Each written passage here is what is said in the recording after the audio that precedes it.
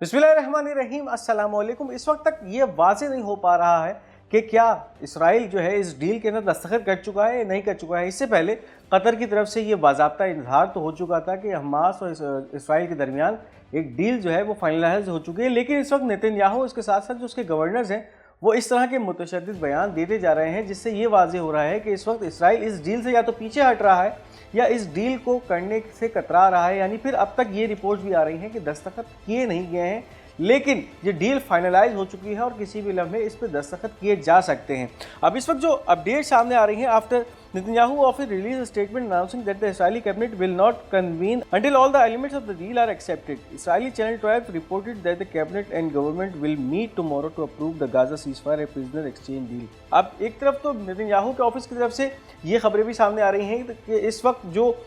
इस डील के ऊपर इसराइल की कैबिनेट के अंदर ये डील पेश की जानी थी, यानी फिर ये तमाम जो इसके चुनिंदा नुकात से उसके ऊपर एक जो है वो एतमाद में लेना था इस कैबिनेट को। इसराइली वज़ीर आज़म बेंजामिन नेतन्याहू ने पहले तो इनकार कर दिया था कि वो कैबिनेट का इजलास नहीं बुलाएगा, लेकिन अब जो है इसराइल का ही चैनल 12 है जिसकी तरफ से ये रिपोर्टिंग की जा रही है, ये खबरें इनकी तशहीर की जा रही है कि अब इसराइली गवर्नमेंट जो है उसकी कैबिनेट का इजलास कल मुनक्किद होगा, जिसके अंदर वज़ीर आज़म बेंजामिन नेतन्याहू की तरफ से ये तमाम गज़ा सीज़ फायर के हवाले से जो एग्रीमेंट है उसके जो नुकात हैं उन पर बात होगी और उसके बाद इस डील को फाइनलाइज किया जाएगा। अब इसके साथ साथ ये भी कुछ खबरें सामने आ रही हैं कि इस वक्त ट्रंप का शदीद दबाव है नेतन्याहू के ऊपर, यानी फिर नेतन्याहू को वार्न किया गया है कि अगर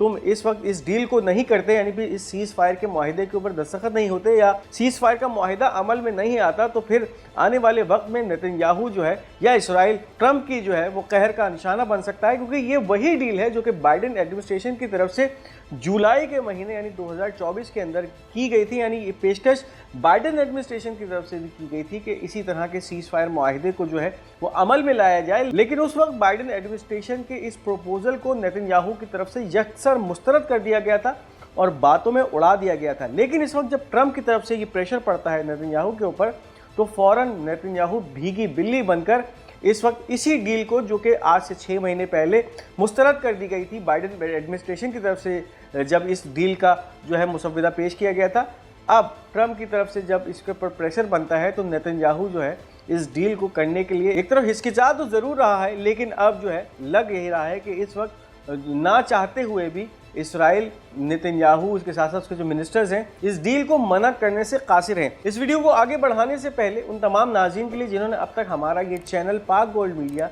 सब्सक्राइब नहीं किया, इस चैनल को सब्सक्राइब कीजिए ताकि कोई भी अहम वीडियो आप मिस ना कर सकें। अब बात करते चलें कि डोनाल्ड ट्रंप की तरफ से मशरिक़ वस्ता के लिए जो एलसी नामज़द किया गया है स्टीव विटकॉफ, उसकी तरफ से बाज़ाब्ता तौर पर और खुले दो टोक अल्फाज के अंदर नेतन्याहू को जो है एक पैगाम दिया गया है ट्रंप का। और क्या पैगाम है? Trump's invite to Netanyahu, Trump is serious about reaching an agreement so don't spoil it. अब जो है ये बाज़ाब्ता एक पैगाम पहुंचा चुका है एलची ट्रंप का नेतन्याहू को, और वो पैगाम है कि इस वक्त ट्रंप जो है इस डील को या इस सीज़ फायर के मुआहिदे को लेकर बहुत ज़्यादा जो है वो सीरियस है। तो ये एक धमकी भी है एक तरह की, जो कि ट्रंप की तरफ से या उसके एलची की तरफ से पहुंचाई गई है नेतन्याहू को। और फिर इसके बाद कैफियत ये है कि इसराइल की जो कैबिनेट है उसका इजलास कल होने वाला है, जिसके अंदर बैठकर मुशावरत की जाएगी और इस वक्त जो गज़ा की डील है उसको फाइनलाइज किया जाएगा। और उसके साथ साथ कुछ ऐसे दावे भी सामने आ रहे हैं कि ट्रंप की तरफ से नेतन्याहू को ये भी जो है हुक्म दिया गया है कि इसराइल की तरफ से इस डील के अंदर जो निगोशिएटर्स जा रहे हैं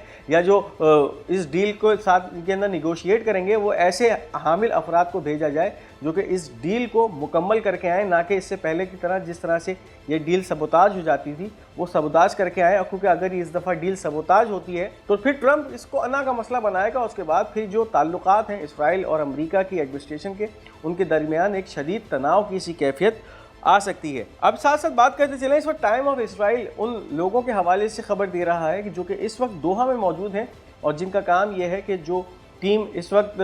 हमास की तरफ से मौजूद है दोहा के अंदर और इसराइल की तरफ से जो टीम है उस हवाले से ये खबर आ रही है कि Mossad chief and Israeli negotiating team still in Doha to finalize details of the ceasefire agreement. अब इस वक्त एक तरफ तो इसराइली इंटेलिजेंस इदारे मोसाद का चीफ भी मौजूद है उन नेगोशिएटर्स के साथ कि जो इस वक्त दोहा में मौजूद है और जिनका काम यह है कि इस डील को दोहा के अंदर फाइनलाइज किया जाए मुकम्मल तौर पे। और फिर नेतन्याहू की तरफ से कल जब कैबिनेट के अंदर ये डील पेश की जाएगी तो मरता क्या ना करता किसी कैफियत होगी इसराइल के लिए कि उनको जानबूझ के या ना चाहते हुए भी इस डील के ऊपर जो है वो एग्री करना पड़ेगा। और इस वक्त जो निगोशिएटर्स इसराइल की तरफ से मौजूद हैं, ट्रंप पहले ही कह चुका है कि ऐसे जो है वो मजबूत निगोशिएटर्स हों जो कि इस डील को फाइनलाइज करके ही उस टेबल से उठें। तो इस वक्त इजरायली हुकूमत के अंदर काफ़ी दगरगू सी कैफियत है, क्योंकि इस वक्त ना चाहते हुए भी ये डील उनको करनी पड़ रही है, जबकि इस वक्त गज़ा के अंदर जश्न का समा है और इस वक्त ये एक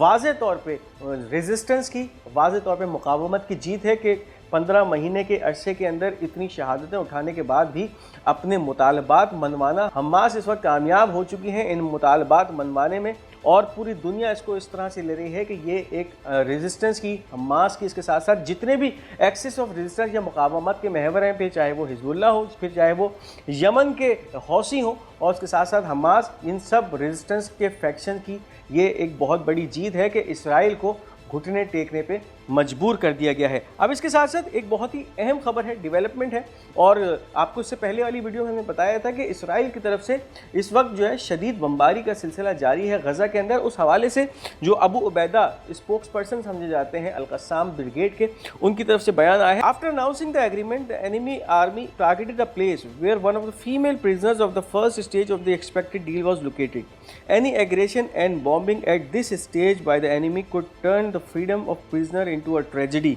अल-क़स्साम के स्पोक्स पर्सन अबू उबैदा की तरफ से अब ये वाज़े कर दिया गया है कि कल जो हमला इसराइल की एयरफोर्स ने गज़ा के इलाकों पे किया था और जिसमें उनकी तरफ से ये दावे किए जा रहे थे कि उन्होंने हमास के कुछ अहम रहनुमाओं को जो है इसमें टारगेट किया है, तो अब ये क्लियर होती जा रही है पिक्चर कि जिस बिल्डिंग पे ये हमला हुआ था उस बिल्डिंग में ऐसे जो है वो इसराइली कैदी वो मौजूद थे जिनको पहली फेज़ के अंदर हमास की तरफ से रिलीज़ किया जाना था। और फिर जब ये इसराइली तैयारों ने इस बिल्डिंग पे जारहियत का एक सिलसिला बांधा और बमबारी की, उसके नतीजे में इस वक्त ये खबरें आ रही हैं कि वो जो पहले फेज़ के अंदर आज़ाद होने वाले इसराइली कैदी थे वो मुकम्मल तौर पे हलाक हो चुके हैं। और इस वक्त जब ये डील हो चुकी है उसके बाद इसराइल की तरफ से इस तरह की कार्रवाइयाँ जो हैं इस मंज़र को और ख़राब करेंगी। यानी फिर इससे पहले जो एक सिनेरियो था कि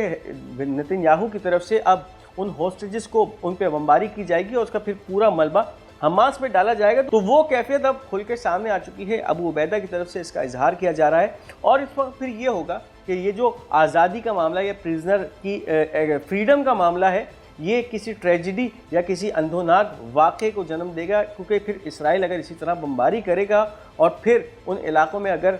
ये आज़ाद होने वाले कैदी मौजूद होंगे तो वो फिर इसराइली बमबारी के नतीजे में मारे जाएंगे और फिर एक प्रोपेगेंडा शुरू होगा हमास के ख़िलाफ़ कि हमास ने इन कैदियों को मारा है, जबकि इसका असल कसूरवार इसराइल तैयारों की वो बमबारी होगी जिनके नतीजे में ये कैदी मारे जा रहे हैं। तो इस वक्त वाज़े है कि इस तरह की कोई भी जारहियत जो है या इस तरह की जो बमबारी है इस मुकाम पे आके जब एक डील फाइनलाइज हो चुकी है, दुश्मन जो है इन कैदियों की आज़ादी सल्ब करेगा और एक बहुत बड़े सानहे को जन्म देगा। अब इसके साथ साथ बात करते चलें, ईरान की तरफ से एक ऐसे सरफेस टू एयर मिसाइल की जो है रूनुमाई की गई है, जो कि दावे ये किए जा रहे हैं कि ये ऐसे तैयारे जो कि ऊंची उड़ान उड़ते हैं उनको भी तबाह कर सकता है। इसके साथ साथ ऐसे ऑयल टैंकर्स या ऐसे ऑयल रिफ्यूलिंग टैंकर्स जो कि दौरान परवाज या दौरान जंगी तैयारों को ईंधन फराहम करते हैं उनको टारगेट कर सकता है, ड्रोन को तबाह कर सकता है। उस हवाले से अब जो खबरें आ रही हैं, Iran IRGC has unveiled a 359 loitering SAM design to shoot down high altitude military planes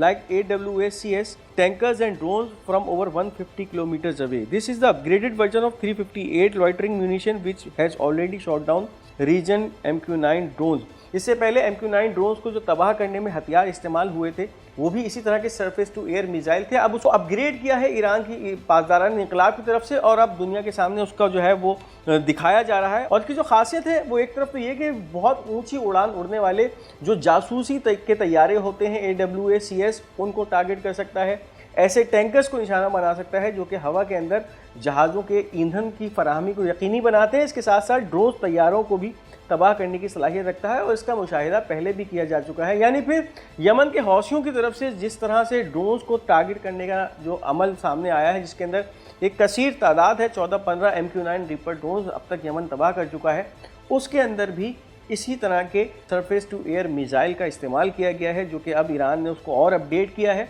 और फिर अब इसका इजहार जो है ایران کی پاسداران انقلاب کی طرف سے کیا جا چکا ہے۔ تو یہ تھی اس وقت کی اہم اپڈیٹس۔ اس ویڈیو کو لائک اور شیئر کرنا مت بھولیے گا۔ ہمارا یہ چینل پاک گولڈ میڈیا، اس کو ضرور سبسکرائب کرتے جائیے گا اور اپنی قیمتی آراء کا اظہار بھی کمنٹس میں کرتے جائیے گا۔ انشاءاللہ بہت جلد آپ کے ساتھ ایک نئی ویڈیو، ایک نئے ولاگ کے ساتھ حاضر ہوں گے۔ تب تک کے لیے مجھے اجازت دیجیے۔ خدا حافظ۔